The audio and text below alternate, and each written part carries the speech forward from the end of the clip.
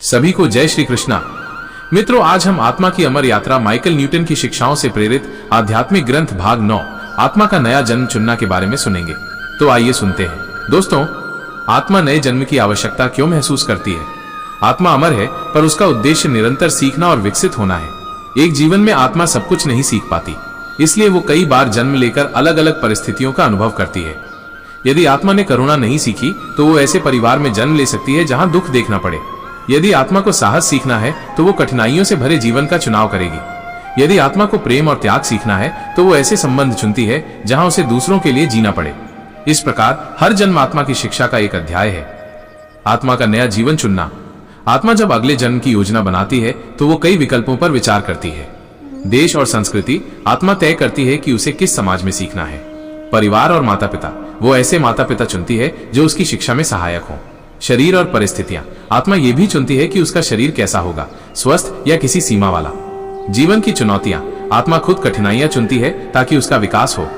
ये सब चुनाव आत्मा लोक में गहन विचार और मार्गदर्शकों की सहायता से होता है। आत्मा का नए शरीर में प्रवेश। जब जन्म का समय आता है तो आत्मा धीरे धीरे नए शरीर में उतरती है।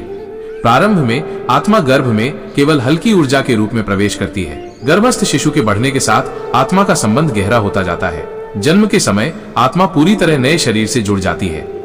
फिर भी छोटे बच्चों में कभी कभी पिछले जन्म की यादें बनी रहती हैं, क्योंकि आत्मा और नए शरीर का तालमेल पूरी तरह से स्थिर नहीं हुआ होता। जन्म से पहले आत्मा की चेतना। नए जन्म से ठीक पहले आत्मा कई भावनाएं अनुभव करती है। उत्साह, नए अनुभव और शिक्षा की चाह, थोड़ा डर, कठिनाइयों से गुजरने का भय, संकल्प, अपने चुने हुए उद्देश्य को पूरा करने का वादा।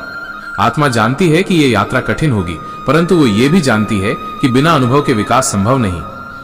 प्रेरणादायक कथा। आत्मा का चुनाव। न्यूटन के एक केस में एक आत्मा ने कहा, मैंने एक गरीब परिवार चुना ताकि मुझे त्याग और धैर्य का अनुभव हो। अगर मैं अमीर परिवार में जन्म लेता तो मैं वो शिक्षा कभी नहीं सीख पाता। मैंने अपना भाग्य स्वयं चुना है। ये कहानी हमें सिखाती है कि हमारी परिस्थितियां संयोग नहीं है, बल्कि हमारी आत्मा की चुनी हुई शिक्षा है। निष्कर्ष। भाग 9। इस भाग से हमने जाना, आत्मा नया जन्म इसलिए चुनती है क्योंकि उसे सीखना और विकसित होना है। आत्मा स्वयं अपने माता पिता, परिस्थितियां और चुनौतियां चुनती है। आत्मा गर्भ में धीरे धीरे प्रवेश करती है और जन्म के साथ नया अध्याय शुरू होता है।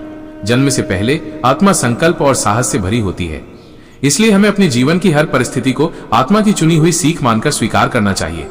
भाग 10 में हम जानेंगे, जन्म के बाद आत्मा और शरीर का संबंध कैसे मजबूत होता है, क्यों छोटे बच्चे पिछले जन्म की बातें याद कर लेते हैं, और जीवन में आत्मा कैसे अपने चुने हुए उद्देश्य को पूरा करने की कोशिश करती है। उम्मीद करते हैं मित्रों, आपको ये विचार सुनने में अच्छे लगे होंगे।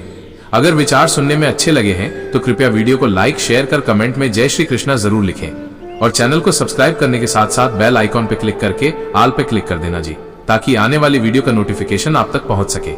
इसी के साथ सभी को जय श्री कृष्णा जी।